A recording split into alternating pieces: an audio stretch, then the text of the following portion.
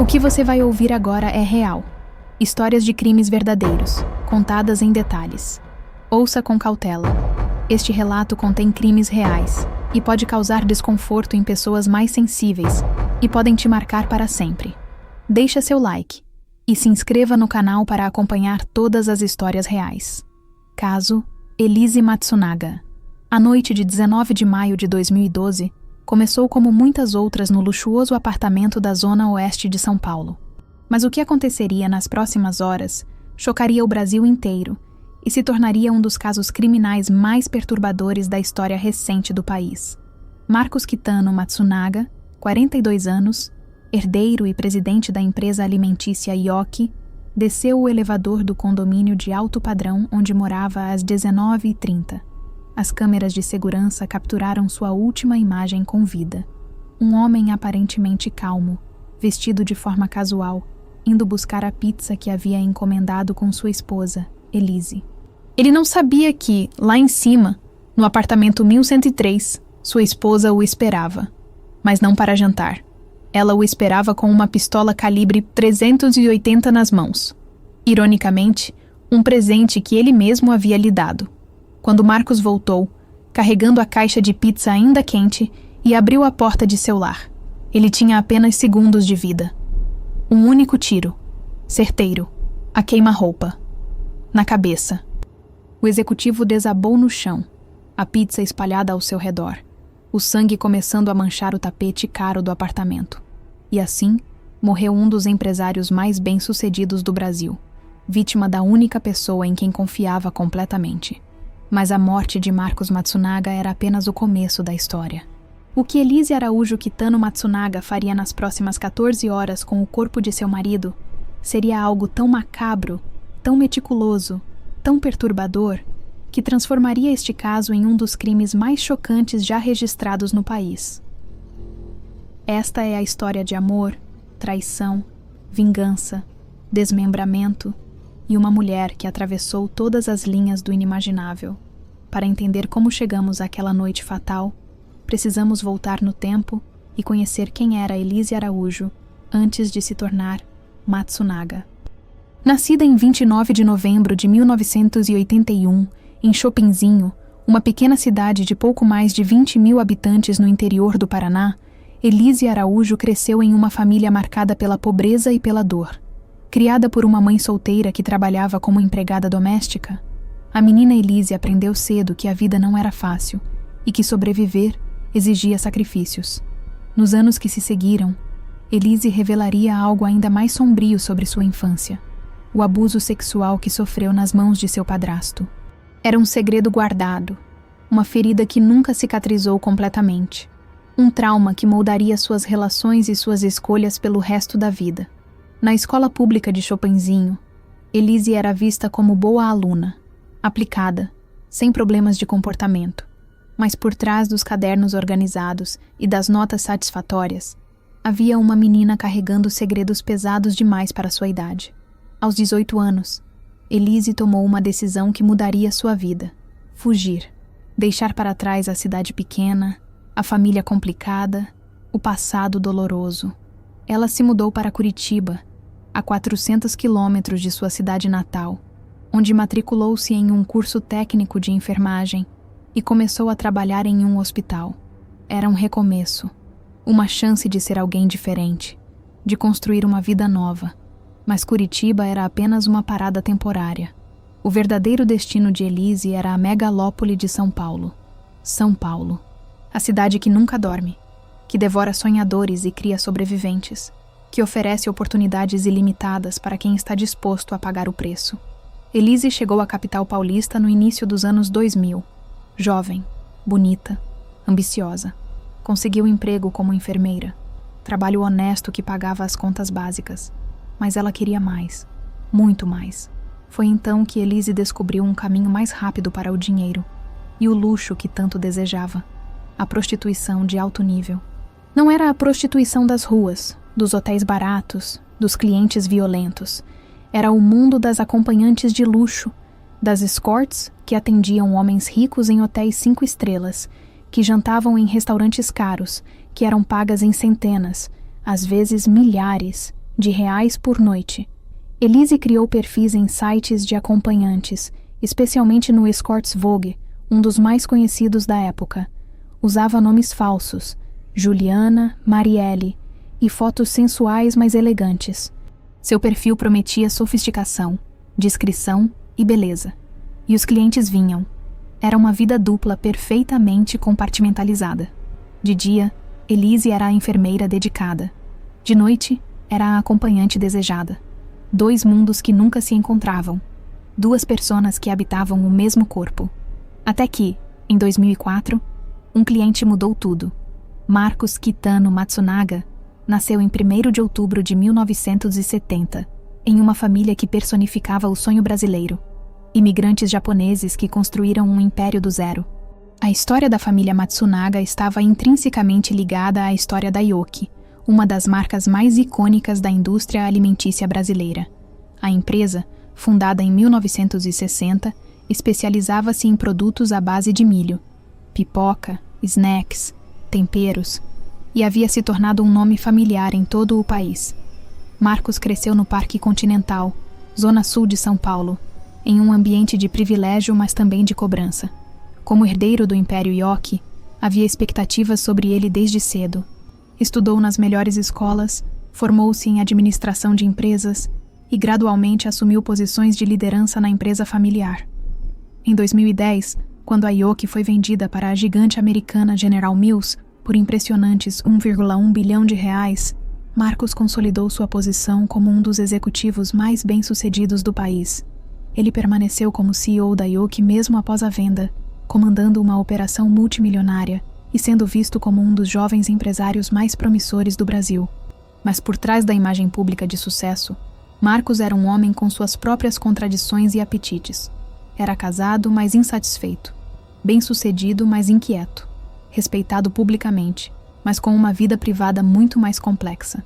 E foi exatamente essa dualidade que o levou ao site Escorts Vogue em 2004. Não sabemos exatamente como foi o primeiro encontro entre Marcos e Elise. Sabemos que foi através do site de acompanhantes. Sabemos que Marcos estava casado na época. Sabemos que o que deveria ser apenas uma transação comercial, sexo por dinheiro, rapidamente se transformou em algo mais. Elise era diferente das outras garotas de programa que Marcos havia contratado. Ela era inteligente, ambiciosa, sonhadora. Não se via como prostituta permanente, mas como alguém em transição, alguém usando aquele trabalho como trampolim para algo melhor. E Marcos, por sua vez, era diferente dos outros clientes. Rico, poderoso, charmoso. Representava tudo o que Elise sempre quis: segurança financeira, status social, uma vida de luxo. O relacionamento entre cliente e prostituta evoluiu para um affair prolongado. Marcos começou a procurar Elise não apenas para sexo, mas para companhia, para conversas, para uma conexão emocional que não encontrava em seu casamento. Elise, por sua vez, via em Marcos a possibilidade de escapar definitivamente da vida que levava. Por 3 anos, de 2004 a 2007, Marcos e Elise mantiveram esse relacionamento clandestino. Ele ainda era casado, mas cada vez mais envolvido com Elise. Ela ainda trabalhava como acompanhante para outros clientes, mas cada vez mais focada em Marcos. Era uma situação insustentável, que eventualmente precisaria ser resolvida. E em 2007, Marcos tomou uma decisão que mudaria tudo. Ele pediu o divórcio. Em 2009, Marcos Kitano Matsunaga e Elise Araújo se casaram oficialmente. Para Elise, era a realização de um sonho impossível. A garota pobre de Chopinzinho, que havia fugido de uma infância traumática, que havia se prostituído para sobreviver, agora era a senhora Matsunaga, esposa de um dos homens mais ricos do Brasil. Ela abandonou completamente a vida de acompanhante. Dedicou-se a ser a esposa perfeita do executivo bem-sucedido. Frequentavam os melhores restaurantes, viajavam para destinos exóticos, moravam em um apartamento luxuoso. Elise tinha cartões de crédito sem limite, joias caras, roupas de grife, tudo o que sempre sonhou. Mas havia uma sombra sobre esse conto de fadas, o passado de Elise. As pessoas sabiam. Nos círculos sociais que agora frequentavam, havia sussurros, olhares de lado, comentários maldosos. Aquela é a ex-prostituta que o Marcos casou. Era uma marca que ela nunca conseguiria apagar completamente. E havia também a dinâmica do relacionamento.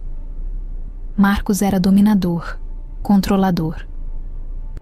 Elise havia trocado a independência financeira da prostituição pela dependência financeira do casamento. Ele controlava o dinheiro, tomava as decisões importantes. E isso criava uma tensão constante. Os primeiros anos foram relativamente harmoniosos, mas rachaduras começaram a aparecer. Brigas se tornaram mais frequentes. Ciúmes, acusações, ressentimentos. A lua de mel estava terminando. Em 2010, veio uma novidade que parecia promissora. Elise engravidou. Talvez um bebê pudesse salvar o casamento, unir o casal, dar um novo propósito à relação. Em 2011, nasceu uma menina, a filha do casal. Por alguns meses, a maternidade trouxe alguma paz. Elise estava focada no bebê. Marcos estava orgulhoso de ser pai.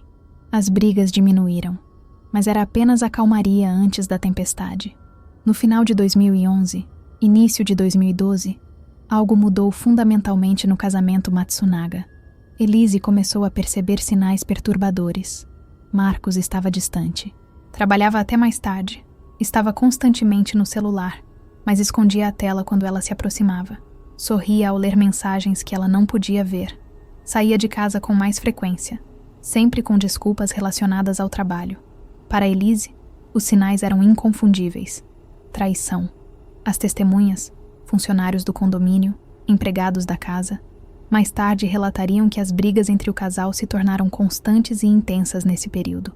Vozes altas, portas batendo, objetos quebrados. O casamento estava claramente em colapso.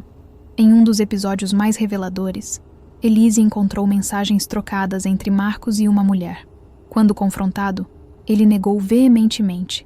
Acusou Elise de ser paranoica, de estar enxergando coisas que não existiam. Era o clássico gaslighting, fazer a vítima duvidar de sua própria sanidade. Cada vez que eu citava a mulher, ele dizia que eu estava louca. Elise relataria anos depois. Ele negava tudo de forma tão extrema e me colocava numa situação de culpada. Eu me perguntava, será que estou doida mesmo? Mas Elise não estava doida. Seus instintos estavam corretos. Marcos a estava traindo. E de uma forma particularmente cruel. Ele estava usando o mesmo site onde havia conhecido Elise, o Escorts Vogue, para contratar outras garotas de programa. Era uma traição duplamente dolorosa. Não apenas Marcos estava sendo infiel, mas estava fazendo exatamente o que fazia quando era casado com a primeira esposa e tinha Elise como amante. O padrão estava se repetindo. E Elise, que antes era a outra, agora era a esposa traída. Em maio de 2012, Elise tomou uma decisão. Ela precisava de provas concretas. Precisava saber a verdade, não importa o quão dolorosa fosse. E para isso, contratou um detetive particular. Era um movimento que demonstrava o quanto o casamento havia deteriorado. Não havia mais confiança. Não havia mais diálogo. Apenas suspeitas, paranoia e a necessidade de evidências. O detetive começou a seguir Marcos e rapidamente confirmou o que Elise já suspeitava. Sim, ele estava tendo um caso. E não era apenas um caso. Havia múltiplas mulheres, múltiplos encontros, uma vida paralela inteira que Marcos mantinha escondida de sua esposa. Paralelamente, Marcos também havia contratado seu próprio detetive. Ele desconfiava que Elise havia voltado a se prostituir, que estava usando seu dinheiro para manter um amante, que estava traindo-o. Era uma guerra de espionagem doméstica, um casamento transformado em operação de inteligência. No início de maio de 2012, Elise deu um passo significativo. Consultou um advogado sobre divórcio. Queria saber o que aconteceria com ela caso se separasse de Marcos. Com quais bens ficaria? Quanto receberia de pensão? Teria direito à parte da fortuna Matsunaga? As respostas não foram o que ela queria ouvir. Como o casamento havia durado apenas 3 anos e existia um acordo pré-nupcial, Elise não teria direito a grande parte da fortuna de Marcos. Sairia do casamento com muito menos do que imaginava. Voltaria a ser pobre. Não tão pobre quanto em Chopinzinho, mas definitivamente sem o estilo de vida luxuoso a que havia se acostumado. Essa consulta ao advogado seria mais tarde usada pela acusação como evidência de premeditação. Elise já estava pensando em se livrar de Marcos, argumentariam os promotores. E se o divórcio não daria a ela o que queria, haveria outra solução mais definitiva. Na sexta-feira, 17 de maio de 2012, Elise viajou para Chopinzinho com a filha de 1 ano e a babá, Mauriceia José Gonçalves dos Santos.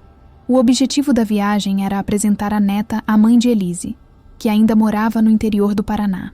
Mas havia um objetivo secundário, menos inocente: se afastar de São Paulo enquanto Marcos ficava na cidade, dando ao detetive a oportunidade perfeita para monitorá-lo sem a presença de Elise levantar suspeitas.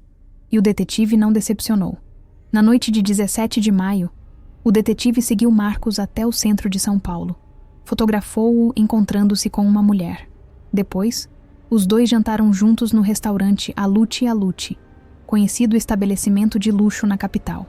Após o jantar, Marcos e a mulher, uma prostituta do site Escorts Vogue, foram para o Hotel Mercure de Vila Olímpia, onde passaram a noite juntos.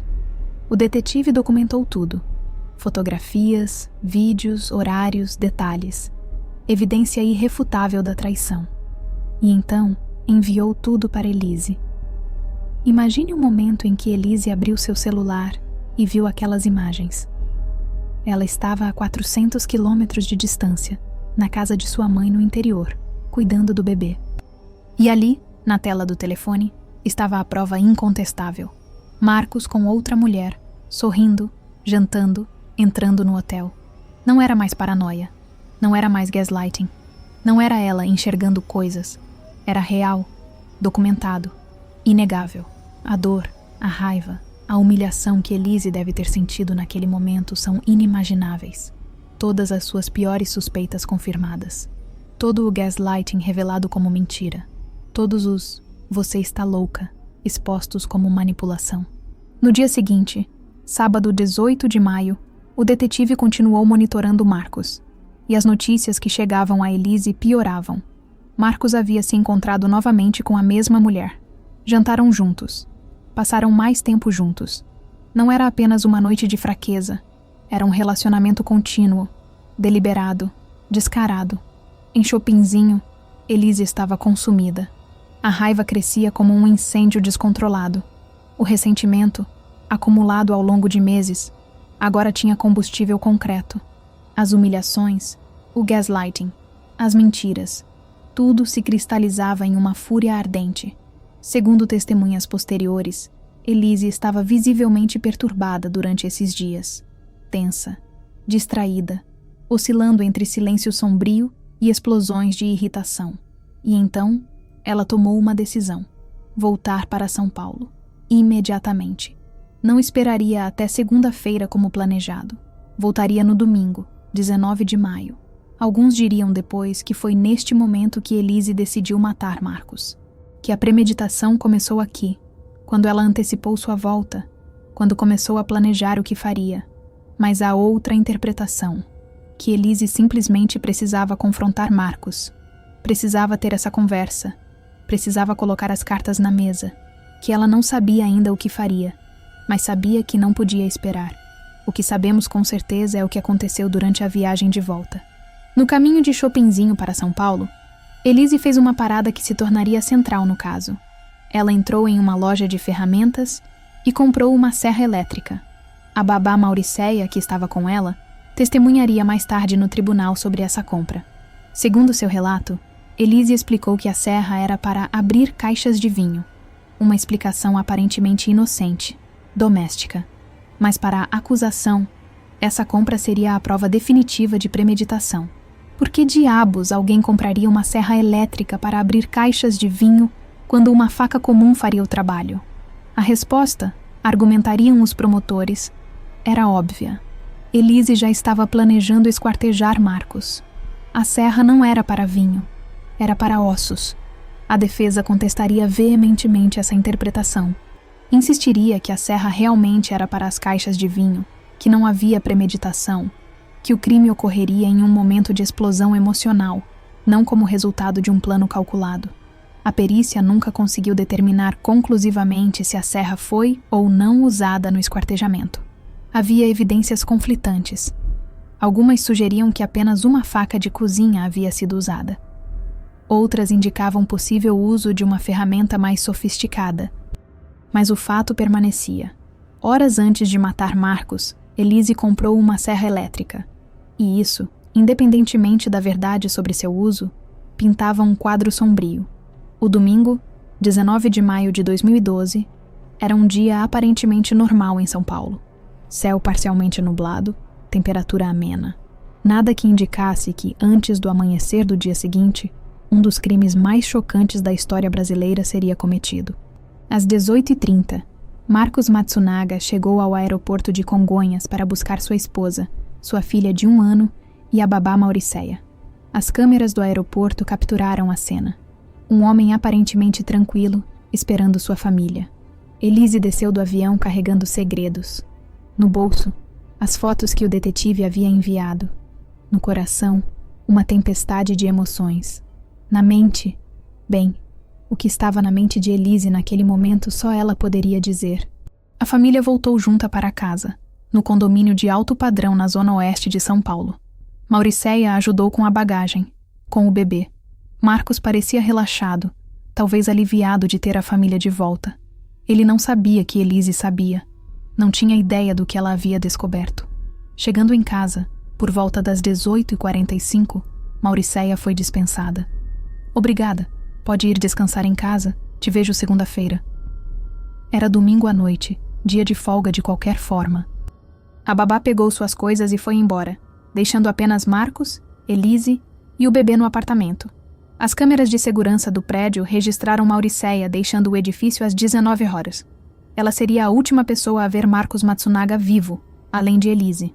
As câmeras de segurança do edifício, que se tornariam cruciais para a investigação, continuavam registrando.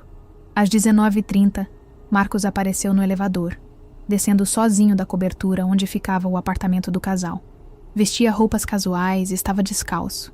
Sua expressão era neutra, talvez ligeiramente cansada. Era um homem indo fazer algo absolutamente trivial: buscar a pizza que haviam encomendado.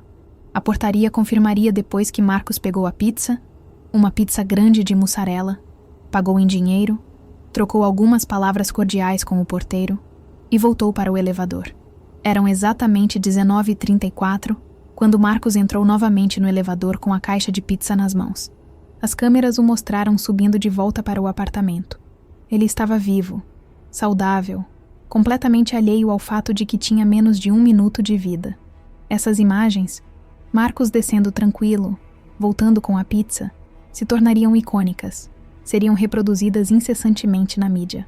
Representavam os últimos segundos da vida de um homem, capturados em vídeo, sem que ninguém soubesse.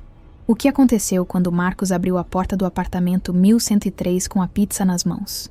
Aqui, entramos em território controverso.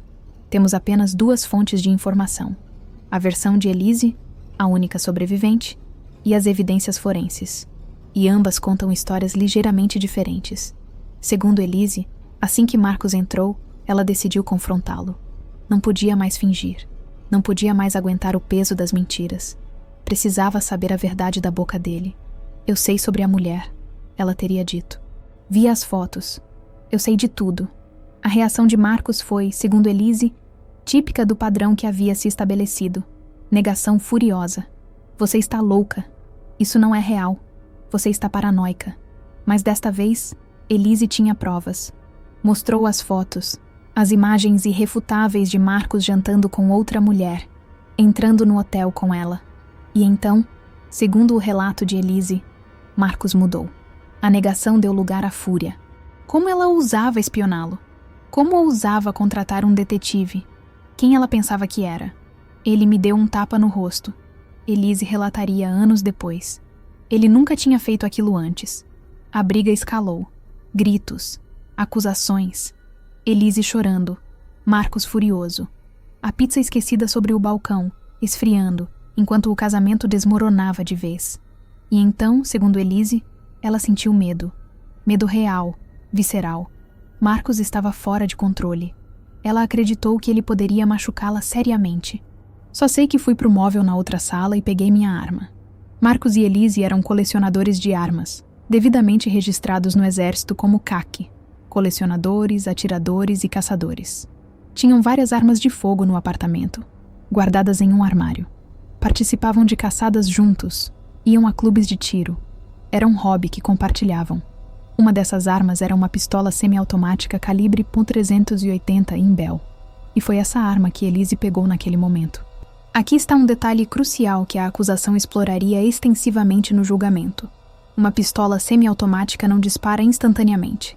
Ela precisa ser carregada, inserir o pente, puxar o ferrolho para colocar uma bala na câmara. Depois, precisa ser destravada, tirar a trava de segurança. São ações deliberadas que levam vários segundos. Se Marcos estava realmente atacando Elise, como ela teria tido tempo de pegar a arma, carregar, destravar e atirar? Ele não teria percebido? Não teria tentado impedi-la? Não teria, no mínimo, recuado? A acusação argumentaria que essas ações provam premeditação, que Elise já havia deixado a arma carregada e destravada antes mesmo de Marcos descer para buscar a pizza, que ela já estava planejando matá-lo. A defesa argumentaria que a arma já estava carregada há dias, o que era comum entre CACs, que Elise a pegou em um momento de pânico, que não houve tempo para Marcos reagir porque tudo aconteceu muito rápido. O que sabemos com certeza é o resultado. Um único disparo, certeiro, direto na cabeça de Marcos, a queima-roupa. A bala entrou atrás da orelha direita, perfurou o crânio, atravessou o cérebro. Segundo alguns laudos, foi instantaneamente fatal. Segundo outros, Marcos pode ter sobrevivido alguns segundos, talvez até um minuto, antes de sucumbir. Mas independentemente de quanto tempo levou para a morte cerebral se completar, uma coisa era certa. Marcos Kitano Matsunaga caiu no chão de seu apartamento, no meio de seu casamento destruído, cercado por pizza espalhada e sangue crescente. E sua esposa, a mulher que havia prometido amar, honrar e respeitar, estava de pé sobre ele, ainda segurando a arma fumegante. Imagine o silêncio que deve ter seguido o disparo. O apartamento, momentos antes cheio de gritos e acusações, agora estava morto de silêncio. Apenas o tinido agudo nos ouvidos de Elise, resultado do estrondo da arma em ambiente fechado. E talvez o som do bebê começando a chorar no quarto ao lado, assustado pelo barulho. Elise olhou para baixo. Marcos estava caído, imóvel, sangue começando a formar uma poça ao seu redor. Seus olhos ainda estavam abertos, mas não havia mais vida neles. Ou talvez já estivessem fechados. Os detalhes exatos dessa cena são conhecidos apenas por Elise. O que passou pela mente dela naquele momento? Terror? Arrependimento? Choque? Alívio? Uma mistura confusa de todas essas emoções? Segundo seu próprio relato posterior, foi neste momento que Elise percebeu a magnitude do que havia feito. Não houve planejamento para depois do disparo. Não havia um plano de fuga elaborado. Apenas a realidade brutal de um homem morto no chão de sua sala. E então, o instinto de sobrevivência assumiu o controle.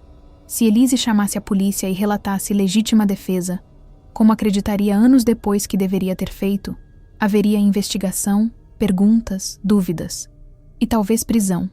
Elise decidiu que a única opção era fazer o corpo desaparecer. Se não houvesse corpo, não haveria crime. Marcos simplesmente teria desaparecido. Pessoas desaparecem todos os dias. Mas como fazer desaparecer o corpo de um homem adulto, de 1,70 m e cerca de 70 quilos, do 11º andar de um edifício com câmeras de segurança e porteiro 24 horas? A resposta que Elise encontrou seria algo que chocaria o Brasil. Ela precisava fazer o corpo ficar menor, muito menor. Elise não tentou mover ou ocultar o corpo imediatamente. Segundo seu próprio relato posterior, ela deixou Marcos onde ele havia caído por aproximadamente 10 horas. Por quê? A explicação que ela daria era pragmática e assustadoramente racional. Ela estava esperando o sangue coagular. Enquanto o sangue estivesse líquido, seria muito mais difícil esquartejar o corpo sem criar uma cena de crime impossível de limpar. Mas depois que o sangue coagulasse, que o corpo entrasse em rigor mortis, o processo seria mais limpo. Durante essas 10 horas, Elise cuidou do bebê. Deu mamadeira, trocou fraldas, colocou para dormir. Tudo enquanto o corpo do pai da criança jazia morto metros dali. A capacidade de Elise de compartimentalizar, de funcionar normalmente enquanto processava o que havia feito, é ao mesmo tempo impressionante e aterradora. Era a enfermeira nela? A prostituta acostumada a separar emoções de ações? Ou simplesmente o instinto de sobrevivência operando em overdrive? Durante essas horas, ela também deve ter planejado seus próximos passos. Onde conseguir as ferramentas necessárias? Como dividir o corpo? Onde colocar as partes? Como transportá-las? Como descartar? Não foi improviso. Foi planejamento meticuloso, executado sob pressão extrema. Por volta das 5h30 da manhã de 20 de maio de 2012, Elise começou o que talvez seja a parte mais perturbadora desta história: o esquartejamento de Marcos Matsunaga. Ela arrastou o corpo, agora rígido, frio, em rigor mortis completo, para o banheiro da empregada. Era um espaço pequeno, mas funcional. Tinha ralo no chão, facilitaria a limpeza. O piso de cerâmica seria menos poroso que o tapete da sala.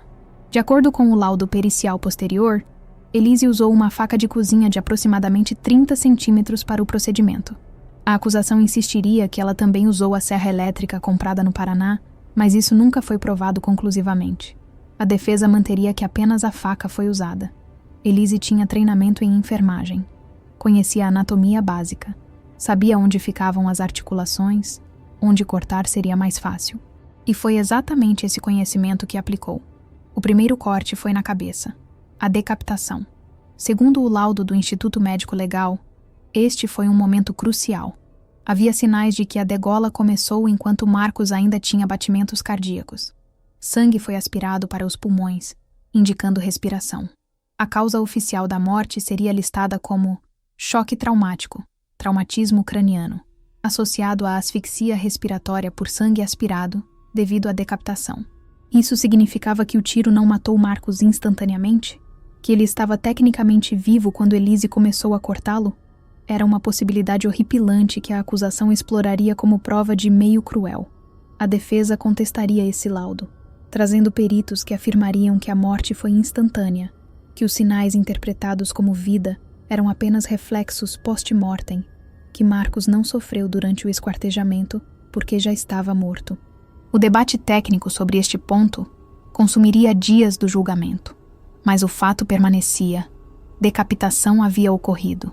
Depois da cabeça, vieram os membros superiores. Os braços foram separados do tronco nas articulações dos ombros. Depois, os membros inferiores. As pernas separadas na região da bacia. Um corte foi feito acima do umbigo, dividindo o tronco em duas partes. Este corte em particular chamou a atenção dos peritos por sua precisão, quase cirúrgica. Era o tipo de corte que uma pessoa com treinamento médico faria.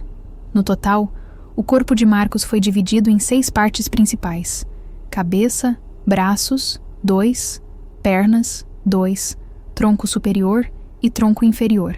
As vísceras, intestinos, órgãos internos foram removidas e, presumivelmente, descartadas pelo vaso sanitário. Os ossos foram separados da carne quando necessário. Era um trabalho meticuloso, demorado, fisicamente exigente. E Elise fez tudo sozinha. A acusação levantaria dúvidas sobre isso. Como uma mulher de 1,60 kg e constituição média poderia fazer tudo isso sozinha? Não deveria haver alguém ajudando, segurando o corpo enquanto ela cortava? Mas os investigadores nunca encontraram evidência de um cúmplice. Todas as evidências apontavam para Elise agindo sozinha. E isso tornava o crime ainda mais assustador. A determinação, a força mental e física necessárias para fazer isso sozinha eram quase incompreensíveis. Depois que o esquartejamento foi completado, Elise enfrentou outro desafio: a limpeza. Havia sangue, muito sangue. Apesar da espera pela coagulação, o processo de cortar um corpo humano inevitavelmente produz muito fluido. Elise limpou o banheiro meticulosamente. Esfregou as paredes, o chão, o vaso sanitário. Usou produtos de limpeza forte, água sanitária, desinfetantes. Na sala, onde Marcos havia caído inicialmente, ela também limpou. O tapete onde o sangue havia se acumulado foi lavado. Manchas foram tratadas. Era maio, início do inverno paulistano. Elise abriu as janelas, deixando o ar frio entrar, ajudando a dissipar o cheiro metálico do sangue. Mas ela sabia que não podia limpar perfeitamente. Luminol revelaria sangue depois, não importa quanto ela esfregasse. Então ela fez o que pôde, sabendo que precisava agir rápido. Enquanto limpava, Elise também precisava embalar as partes do corpo de Marcos. Ela pegou sacos plásticos, do tipo usado para lixo, mas mais resistentes. Cada parte do corpo foi cuidadosamente embrulhada. Primeiro em sacolas plásticas comuns, depois em sacolas maiores, mais grossas. Um detalhe particular seria notado depois pelos investigadores. As sacolas tinham uma característica distintiva. Eram azuis com uma fitinha vermelha para fechá-las. Não era um tipo comum de saco de lixo. E o fato de haver sacos idênticos no apartamento de Elise seria uma das evidências que a conectariam ao crime. As partes embrulhadas foram então colocadas em 3 malas grandes de viagem. Eram malas caras, de marca, próprias para viagens internacionais. Agora serviriam como caixões improvisados. Elise distribuiu as partes entre as 3 malas, tentando equilibrar o peso. Não podia fazer uma mala ficar muito mais pesada que as outras, ou ficaria óbvio que havia algo errado. Ela também colocou nas malas algumas roupas de grife, caras, pertencentes a Marcos.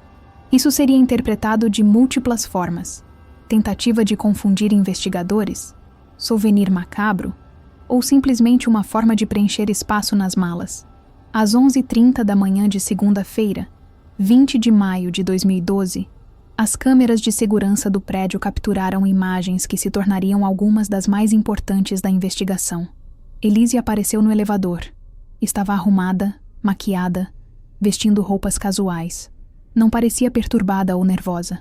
Parecia normal, mas ela não estava sozinha. Estava carregando 3 grandes malas de viagem. As câmeras a mostraram fazendo múltiplas viagens. Primeiro desceu com uma mala. Colocou no carro. Voltou. Desceu com a segunda. Voltou novamente. E finalmente desceu com a terceira. O porteiro a viu. Alguns vizinhos a viram. Mas ninguém pensou nada demais. Ela estava levando malas. Talvez estivesse viajando. Talvez estivesse doando roupas. Talvez estivesse levando algo para conserto. Nada de extraordinário. Ninguém imaginava que dentro daquelas malas estava o corpo esquartejado de Marcos Matsunaga. Elise colocou as 3 malas no porta-malas de seu carro, um Honda Civic prata. Entrou no carro, deu partida e saiu do condomínio. Destino: desconhecido. Elise dirigiu em direção à rodovia Regis Bittencourt, que liga São Paulo ao Paraná. Sua intenção, aparentemente, era voltar para Chopinzinho, sua cidade natal. Talvez ela planejasse descartar o corpo em algum lugar remoto no caminho. Talvez quisesse voltar para perto de sua mãe, sentir-se segura. Ou talvez simplesmente quisesse se distanciar de São Paulo o mais rápido possível. Mas ela não chegou longe. Na altura de Cotia, cidade na região metropolitana de São Paulo, Elise foi parada pela Polícia Rodoviária Federal em uma abordagem de rotina. Os policiais checaram seus documentos, conversaram brevemente com ela. Foi uma abordagem administrativa padrão. Verificação de documentos, estado do veículo, etc. Não houve revista do carro. As malas no porta-malas não foram examinadas. E então, Elise foi liberada para seguir viagem. Mas algo mudou. Talvez a parada pela polícia a tenha assustado. Talvez ela tenha percebido que não conseguiria dirigir por horas com aquelas malas sem levantar suspeitas em outros postos de fiscalização. Talvez simplesmente tenha perdido a coragem. O fato é que Elise não continuou em direção ao Paraná. Ela fez o retorno e voltou para São Paulo. Mas antes de voltar, precisava se livrar das malas. Em algum ponto durante essa viagem caótica, os detalhes exatos nunca foram completamente esclarecidos. Elise encontrou um local para descartar as malas. Era uma área de vegetação próxima à rodovia dos Bandeirantes, na região de Cotia. Um lugar relativamente isolado, cercado por mata, onde não haveria testemunhas imediatas. Elise parou o carro, pegou as 3 malas uma por uma e as atirou na vegetação. Depois, voltou para o carro e foi embora. As malas ficaram ali, escondidas entre as árvores e arbustos. Continham os restos mortais de Marcos Kitano Matsunaga, um dos homens mais poderosos do Brasil, reduzido a pedaços de carne em sacos plásticos. E Elise voltou para São Paulo, para seu apartamento vazio, para sua vida que nunca mais seria a mesma. Durante os dias que se seguiram, Elise representou o papel de esposa preocupada com perfeição. Marcos estava desaparecido. Ele havia saído de casa no domingo à noite e não havia voltado. Elise ligou para amigos, familiares, colegas de trabalho de Marcos. Vocês viram o Marcos? Ele saiu ontem e não voltou. Estou preocupada. Ela registrou o boletim de ocorrência. Apresentou-se na delegacia como esposa aflita, sem saber o paradeiro do marido. Na empresa, a ausência de Marcos foi notada. O CEO da IOC simplesmente não havia aparecido para trabalhar na segunda-feira, sem aviso prévio, sem explicação. Para um homem obsessivo e controlador como Marcos, isso era completamente fora do padrão. A família Matsunaga também ficou alarmada. Tentaram contatar Marcos, mas seus telefones não atendiam. Tentaram ir ao apartamento, mas Elise dizia que ele não estava lá, que havia saído e não voltado. As primeiras 24 horas após um desaparecimento são cruciais, depois 48 horas, depois 72 horas. Com cada dia que passava sem notícias de Marcos, a preocupação crescia, mas Elise mantinha a compostura. Continuava com sua rotina, cuidava do bebê, atendia telefones, respondia perguntas. Não sei onde ele está. Sim, estou muito preocupada. Por favor, se souberem algo, me avisem. Era uma performance notável. Ou ela era uma atriz natural, ou estava em choque emocional profundo que a fazia funcionar no automático, ou era genuinamente uma pessoa capaz de dissimulação impressionante. Na quarta-feira, 23 de maio de 2012, 4 dias após o assassinato, um trabalhador passou pela área de vegetação próxima à rodovia dos Bandeirantes, onde Elise havia descartado as malas, e viu algo estranho. Malas de viagem de marca, aparentemente caras, jogadas no meio do mato. Parecia suspeito. O homem chamou a polícia. Quando os oficiais chegaram e abriram as malas, o que encontraram os deixou horrorizados. Partes de um corpo humano, esquartejado, embalado em sacolas plásticas, em estado de decomposição avançada pelo calor e umidade. Era imediatamente óbvio que se tratava de homicídio. Ninguém esquarteja o próprio corpo e se coloca em malas. E o nível de desmembramento indicava algo além de um crime passional simples. Havia ali uma tentativa deliberada de ocultar identidade e dificultar a investigação. As partes foram levadas para o Instituto Médico Legal, IML. Começou o trabalho de identificação, uma tarefa complicada quando não há rosto intacto para reconhecimento visual. O caso foi assumido pelo DHPP, Departamento de Homicídios e Proteção à Pessoa, Divisão da Polícia Civil de São Paulo, especializada em crimes graves. Identificar a vítima era a prioridade. Análises forenses foram conduzidas. DNA, impressões digitais, características físicas, sinais distintivos. Levou dias. Mas em 4 de junho de 2012, 16 dias após o assassinato, a identificação foi feita. O corpo esquartejado era de Marcos Kitano Matsunaga. Imediatamente, a investigação tomou outro rumo. Não era mais apenas um homicídio. Era o assassinato de uma das figuras mais proeminentes do mundo empresarial brasileiro. O caso explodiria na mídia nacional. O delegado Mauro Gomes Dias, responsável pela investigação, começou a montar o quebra-cabeça. Marcos havia desaparecido no dia 19 de maio. Seu corpo foi encontrado no dia 23. Onde ele esteve? Quem o viu por último? Quem teria motivo para matá-lo? A primeira pista veio das câmeras de segurança do condomínio onde Marcos morava.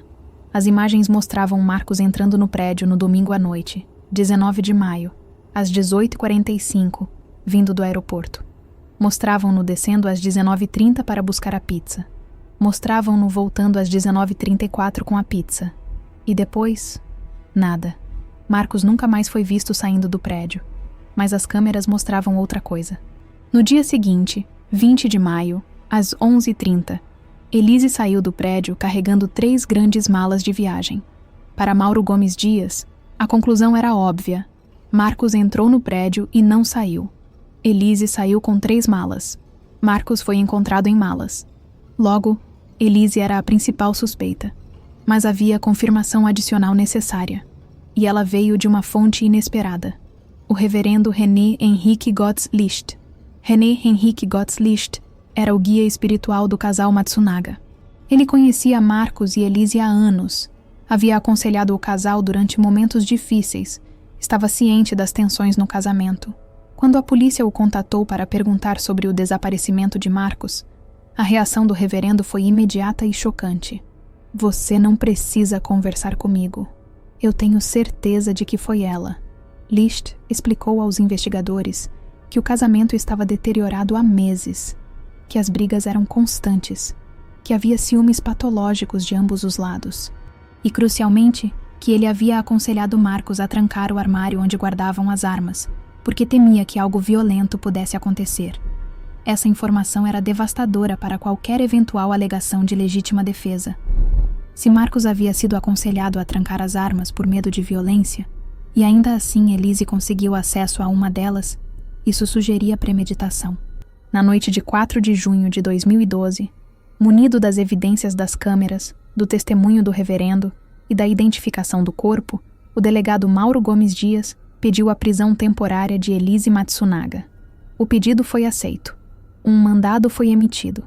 Policiais foram até o apartamento onde Elise estava com a filha de 1 ano. Bateram na porta. Quando Elise atendeu, informaram-na de que estava presa. A acusação: suspeita de homicídio de Marcos Kitano Matsunaga. Elise foi levada para 97ª Delegacia de Polícia. O bebê foi entregue à tia de Elise, irmã que viajara de Chopenzinho para São Paulo após o desaparecimento de Marcos.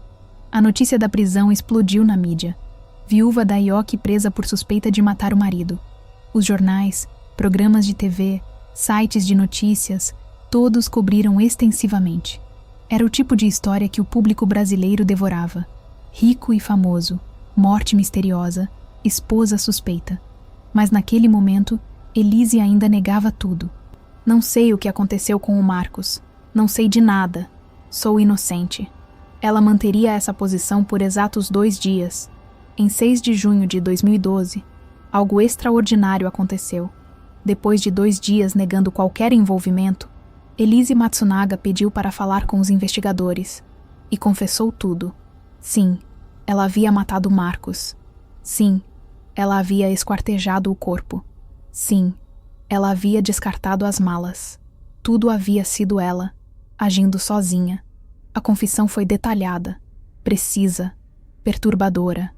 Elise descreveu a briga, o disparo, a espera de 10 horas, o esquartejamento no banheiro, o transporte, o descarte. Forneceu informações que só o assassino poderia saber.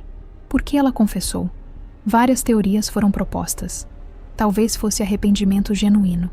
O peso da culpa se tornando insuportável. Talvez fosse estratégia legal. Confessar poderia resultar em redução de pena, especialmente se enquadrado como crime passional sob domínio de violenta emoção. Talvez fosse simplesmente exaustão. Manter a mentira era muito trabalho, muito estresse. Confessar era quase um alívio.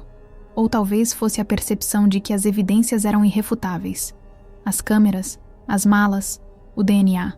Negar seria inútil. Seja qual fosse a razão, a confissão mudou tudo.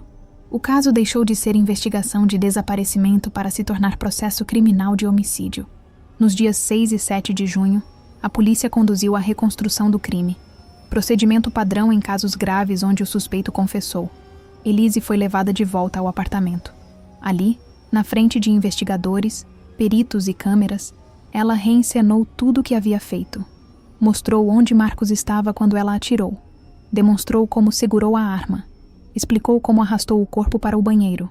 Descreveu o processo de esquartejamento. Identificou as ferramentas usadas. Foi um procedimento macabro, mas necessário. A reconstrução permitiu que os investigadores verificassem se a confissão de Elise coincidia com as evidências físicas. E coincidia. Posteriormente, Elise também foi levada até a rodovia onde havia descartado as malas. Mostrou o local exato. Novamente, as informações que ela forneceu correspondiam ao que a polícia havia encontrado.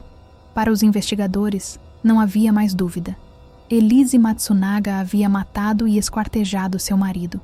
O caso estava resolvido no sentido investigativo, mas restava a parte mais complexa: a justiça. O promotor José Carlos Cosenzo, do Ministério Público de São Paulo, apresentou denúncia formal contra Elise Araújo Kitano Matsunaga. As acusações eram graves: homicídio, triplamente qualificado, motivo torpe, vingança pela traição e interesse financeiro. Como viúva, Elise herdaria parte da fortuna de Marcos. Meio cruel. Marcos teria sido degolado ainda vivo, sofrendo durante o esquartejamento, recurso que impossibilitou defesa da vítima. O tiro a queima-roupa, de surpresa, sem chance de Marcos se defender, além de destruição e ocultação de cadáver. Se condenada em todas as acusações, Elise poderia pegar até 33 anos de prisão. A denúncia do MP pintava um quadro de premeditação fria e calculada. Segundo Cosenzo, Elise havia planejado matar Marcos desde que descobriu a traição. A compra da serra elétrica, a antecipação da volta para São Paulo, a preparação da arma, tudo indicava planejamento prévio. O motivo, segundo a acusação, era duplo: vingança emocional pela traição e interesse financeiro na herança. Como viúva, Elise receberia uma parcela significativa da fortuna Matsunaga, muito mais do que receberia em um divórcio. E o crime havia sido executado com crueldade excepcional. O esquartejamento, enquanto Marcos ainda estava tecnicamente vivo, demonstrava frieza e desumanidade. A estratégia da defesa, liderada pelos advogados Luciano Santoro e Roseli Soglio, era diametralmente oposta. Sim, Elise havia matado Marcos. Isso era inegável, dado que ela própria confessou. Mas as circunstâncias importavam. Segundo a defesa, não houve premeditação. Elise não planejou matar Marcos. O disparo ocorreu em um momento de explosão emocional, quando descobriu e confrontou a traição do marido. O enquadramento legal que a defesa buscava era o artigo 121, parágrafo 1º do Código Penal. Homicídio privilegiado sob domínio de violenta emoção. Logo em seguida, a injusta provocação da vítima. Este enquadramento poderia reduzir a pena em até 1/6. A defesa também contestava as qualificadoras. Não houve motivo torpe. Foi emoção, não vingança ou ganância. Não houve meio cruel.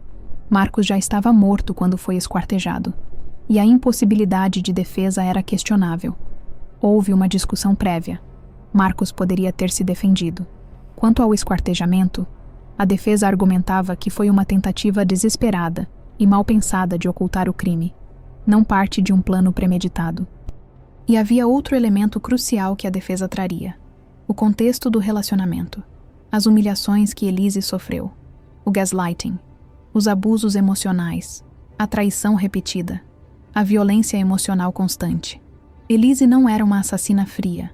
Era uma mulher que foi empurrada além de seu limite de tolerância, que explodiu em um momento de desespero. O pedido da defesa para que Elise aguardasse o julgamento em liberdade foi negado. O juiz considerou que havia risco de fuga e que a gravidade do crime justificava a prisão preventiva.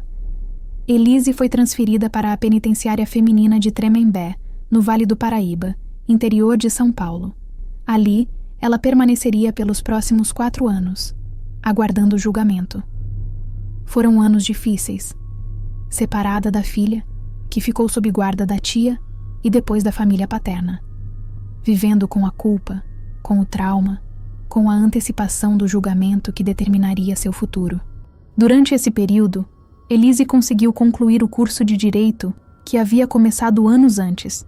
Formou-se advogada, ironicamente, enquanto aguardava julgamento por homicídio. O caso permaneceu nos noticiários intermitentemente. Cada desenvolvimento, apelações, pedidos, pareceres, gerava nova onda de cobertura midiática. Elise Matsunaga se tornou um nome familiar no Brasil, símbolo de crime passional levado ao extremo. O julgamento de Elise Matsunaga começou em 28 de novembro de 2016, mais de 4 anos após o crime. Seria realizado no Fórum Criminal da Barra Funda, em São Paulo, presidido pelo juiz Adilson Palkowski Simone, do 5º Tribunal do Júri. O júri era composto por 7 pessoas, 4 mulheres e 3 homens. Cidadãos comuns que teriam a responsabilidade de decidir o destino de Elise. O julgamento duraria 7 dias, um dos mais longos da história do Tribunal do Júri de São Paulo.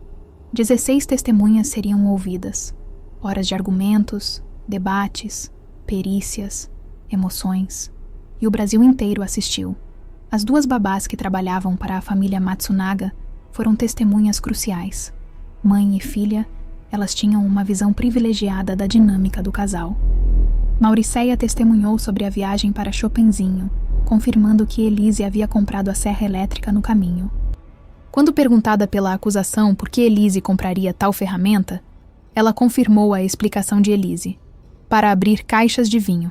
Mas para o promotor Cosenzo, isso era evidência clara de premeditação. Quem compra uma serra elétrica para abrir caixas de vinho? Ele questionou retoricamente, seu tom deixando claro que considerava na explicação absurda. Mauricéia e Amonir também testemunharam sobre o caráter de Elise.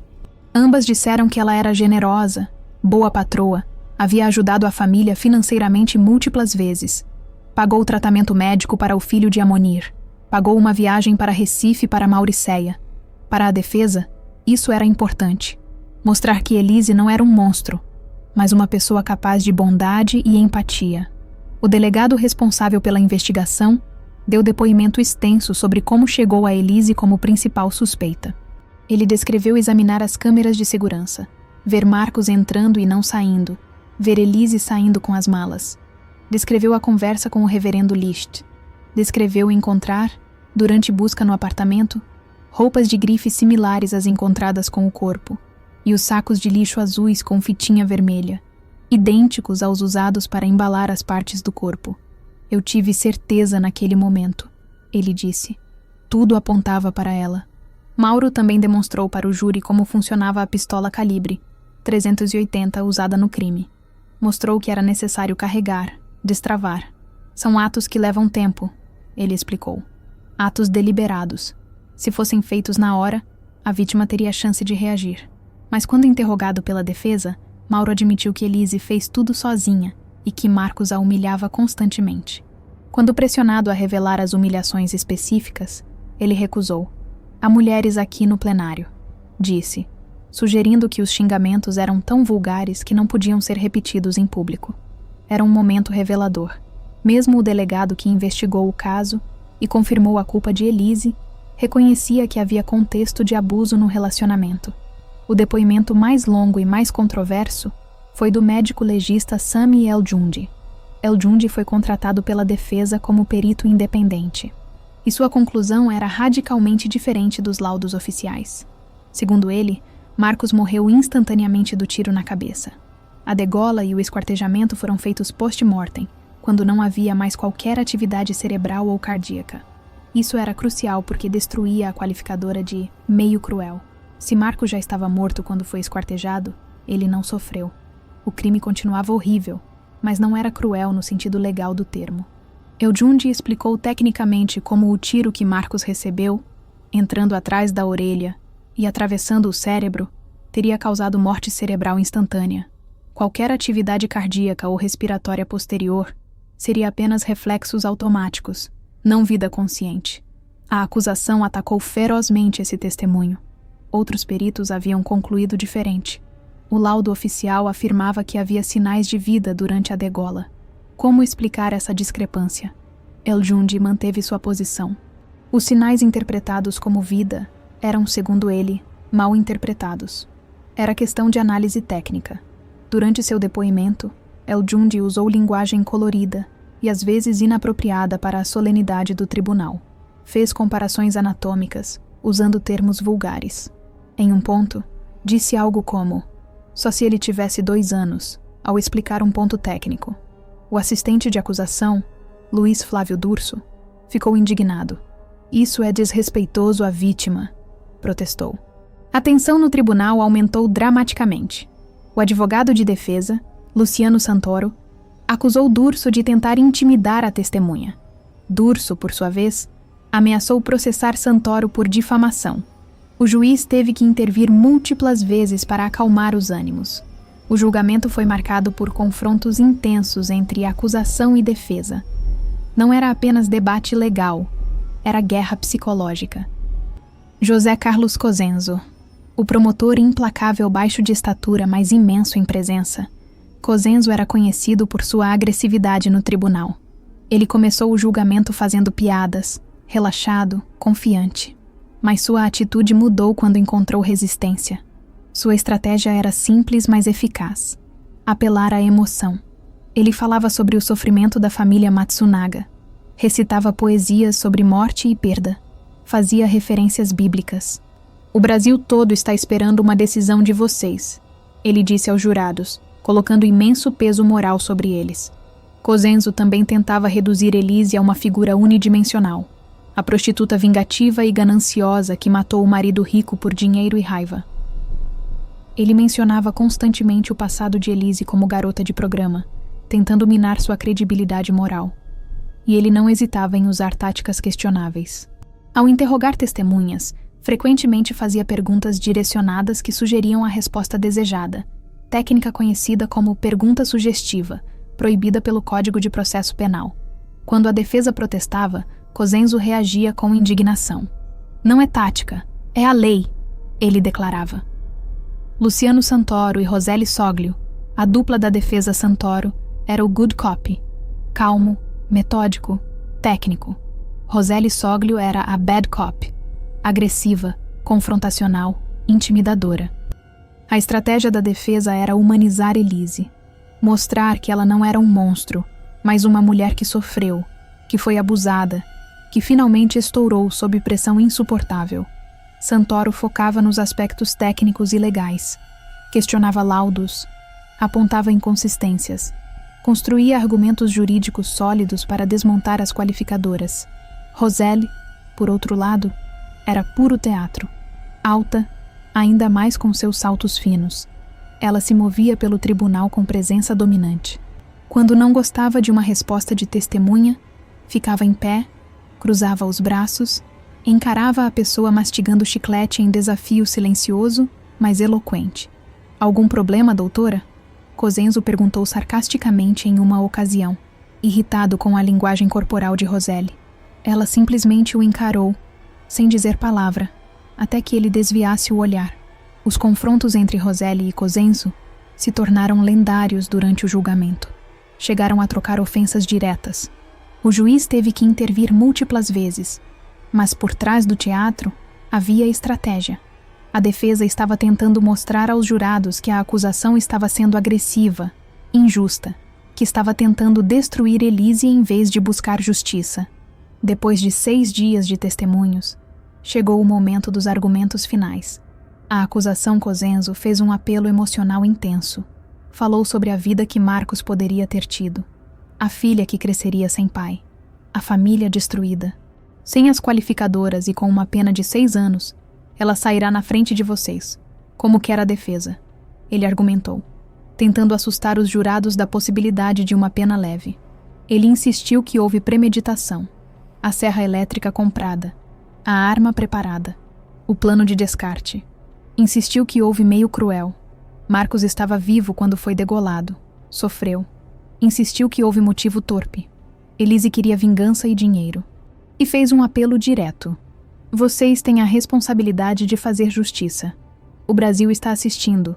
A família está esperando. Marcos está esperando, onde quer que esteja. A defesa Santoro e Roseli fizeram o contraponto. Não houve premeditação. Foi um crime passional, cometido sob domínio de violenta emoção. A serra era para vinho. A arma já estava carregada há dias. Não havia plano. Não houve meio cruel. Marcos morreu instantaneamente. O esquartejamento foi post-mortem, uma tentativa desesperada de ocultar o crime. Não houve motivo torpe. Foi raiva, desespero, emoção. Não vingança calculada ou ganância. E contextualizaram. Elise sofreu. Foi abusada na infância. Foi prostituta por necessidade. Casou esperando segurança e encontrou mais abuso. Foi gaslighted, humilhada, traída repetidamente.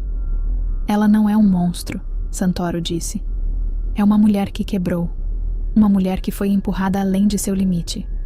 Isso não justifica o que ela fez, mas explica. E na justiça, explicações importam.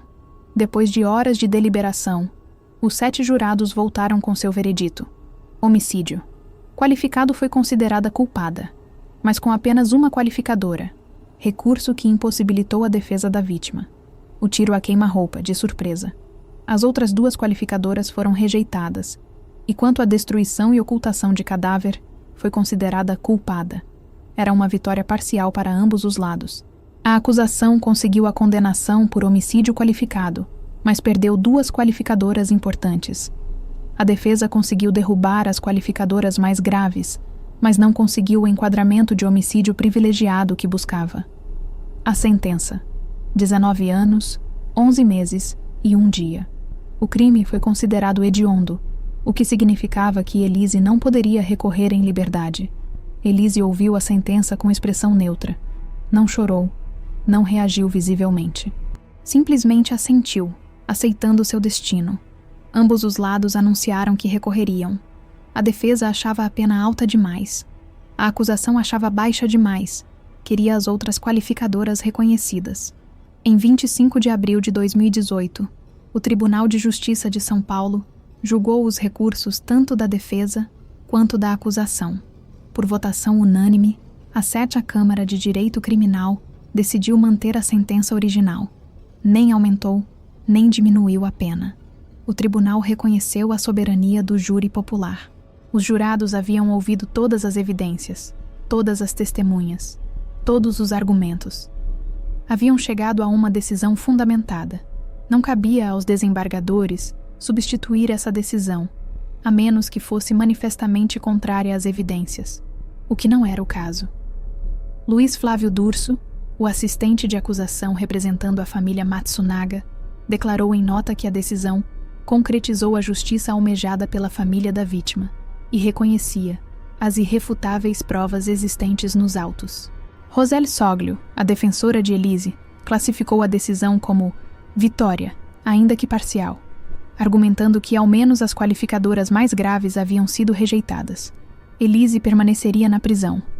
Mas agora, com a sentença confirmada, ela poderia começar a planejar seu futuro. Um futuro que incluía, eventualmente, liberdade. Durante seus anos em Tremembé, Elise não ficou parada. Além de completar o curso de Direito, ela trabalhou, estudou, manteve bom comportamento. No sistema prisional brasileiro, bom comportamento e participação em programas de reabilitação podem resultar em remissão de pena, redução do tempo a ser cumprido. Elise aproveitou todas as oportunidades disponíveis. Ela também participou do documentário da Netflix Elise Matsunaga, Era uma Vez um Crime, lançado em julho de 2021.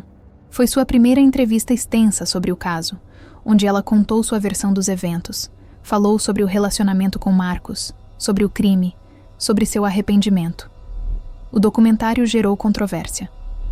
Alguns acusaram Elise de tentar se vitimizar, de não mostrar remorso suficiente. Outros sentiram empatia por sua história, vendo-a como vítima que se tornou perpetradora. Mas para Elise, o documentário tinha um propósito específico: contar sua versão para sua filha. A filha de Elise e Marcos, que tinha apenas 1 ano quando o crime ocorreu, cresceu sem conhecer nenhum dos pais biologicamente presentes. Ela foi criada pela família paterna, pelos avós Matsunaga. Chama os avós de pais. Não tem memórias de Marcos ou Elise. Não há disputa de guarda. As 2 famílias concordaram que o melhor para a criança era a estabilidade com os avós paternos. Elise renunciou a qualquer tentativa de recuperar a guarda, reconhecendo que seria melhor para a filha. Mas o desejo de Elise é, um dia, poder explicar para a filha o que aconteceu, contar sua versão, pedir perdão. Gostaria de falar para minha filha que não tem um dia da minha vida que eu não me sinta culpada pelo que eu fiz, ela disse no documentário. Peço para que ela consiga vencer isso. Se não conseguir me perdoar, tudo bem. Mas quero que ela saiba que eu a amo. É um dos momentos mais humanizadores de toda a saga. Por trás da assassina, há uma mãe que perdeu o direito de criar sua filha. Por trás do monstro, há uma mulher carregando culpa e arrependimento. Depois de exatos 10 anos presa, de junho de 2012 a maio de 2022, Elise Matsunaga conseguiu liberdade condicional. Ela havia cumprido tempo suficiente, tinha bom comportamento, havia participado de todos os programas de reabilitação. Segundo as regras do sistema penal brasileiro, preenchia os requisitos para a progressão de regime. No dia 30 de maio de 2022, Elise saiu do complexo penitenciário de Tremembé. Aos 40 anos, ela estava livre, ainda sob condições, ainda com restrições, mas não mais atrás das grades. A notícia gerou reações mistas. Alguns acreditavam que ela havia pago por seu crime. Merecia a chance de reconstruir sua vida. Outros estavam indignados. Achavam que 10 anos eram pouco demais para um crime tão horrível. A família Matsunaga não se manifestou publicamente. Hoje, Elise vive sob liberdade condicional. Não pode deixar o país. Precisa se apresentar periodicamente à justiça. Está sob monitoramento. Ela diz que quer reconstruir sua vida. Trabalhar, talvez na área de direito, embora sua condenação criminal provavelmente impossibilite que seja advogada atuante. Manter-se longe dos holofotes. Encontrar alguma forma de paz. E sonha com o dia em que poderá se reencontrar com sua filha. Acredito que o Marcos me perdoou, ela disse recentemente. É uma afirmação que muitos acham absurda. Como pode ela falar em perdão de um homem que ela matou e esquartejou? Mas talvez seja a única forma de Elise continuar vivendo, acreditando em alguma forma de redenção, alguma possibilidade de que o mal que fez possa ser, se não apagado, ao menos mitigado pelo arrependimento e pelo tempo cumprido. O caso Elise Matsunaga é mais do que apenas uma história de crime. É um espelho que reflete múltiplas verdades desconfortáveis sobre nossa sociedade. Sobre relacionamentos tóxicos. O relacionamento entre Elise e Marcos foi tóxico desde o início. Começou com uma transação comercial, sexo por dinheiro. Evoluiu para um affair extraconjugal. Culminou em casamento, mas um casamento baseado mais em conveniência e necessidade do que em amor genuíno. Havia desequilíbrio de poder. Marcos controlava as finanças, tomava as decisões. Elise dependia dele economicamente. Havia gaslighting, fazer Elise duvidar de sua própria percepção da realidade. Havia traições repetidas. Havia desrespeito mútuo. Era um relacionamento destinado a acabar mal. A única surpresa é quão mal acabou. Sobre passado e preconceito. O passado de Elise como profissional do sexo foi usado constantemente contra ela. Na mídia, pela acusação, pela sociedade em geral. Era como se o fato de ter sido prostituta a tornasse automaticamente menos confiável, menos digna de empatia, mais propensa à imoralidade. Mas a prostituição foi uma escolha de sobrevivência para Elise. Saindo de uma família pobre, fugindo de abuso sexual, ela usou os recursos que tinha, seu corpo, sua beleza, para construir uma vida melhor.